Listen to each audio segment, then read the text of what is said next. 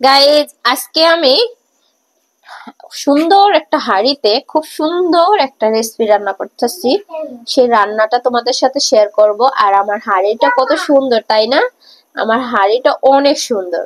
আর এই হাঁড়িটা আমি কিনেছি ভীষণ শোরুম থেকে। আর ভীষণে এত সুন্দর সুন্দর হাঁড়ি পাতিল বিক্রি করে আর আমার এত ভালো লাগে। আর আপনারা বলেন তো এটা আমি কি রান্না করছি? হ্যাঁ বলছি, এটা আমি রান্না করছি গরুর মাংস। কারণ গরুর মাংস খেতে আমার কাছে খুব মজা লাগে।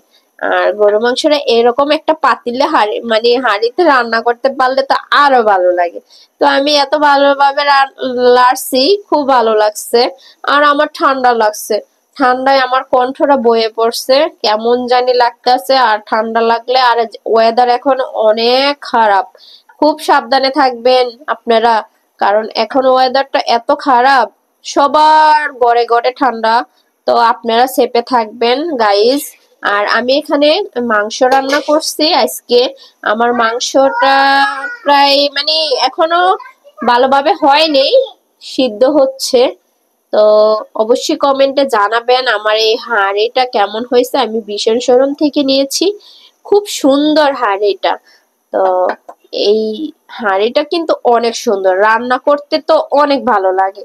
তো আমার মাংসটা হোক, আর পরবর্তীতে মাংসটা হইলে আমি অবশ্যই তোমাদের বলবো যে আমার এই রান্নাটা আর মাংসটা কিরকম সিদ্ধ হয়েছে, আর এই পাতিলে মাংস কিরকম হয়, কতটুকু টেস্ট লাগে, সেটা অবশ্যই তোমাদের সাথে বলবো। হুম।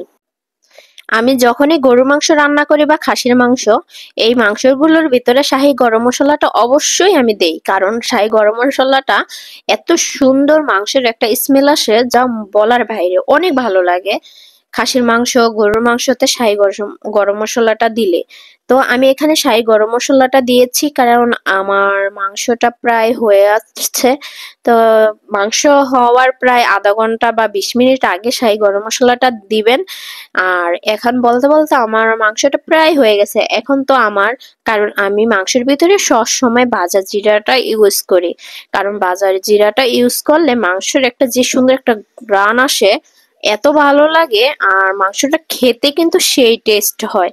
তো এখানে আমি ভাজা জিরাটা দিয়ে দিচ্ছি কারণ আমার মাংসটা প্রায় সিদ্ধ হয়ে গেছে, প্রায় হয়েই গেছে বলতে। তো জিরাটা আমি পরিমাণ মতনই দিচ্ছি।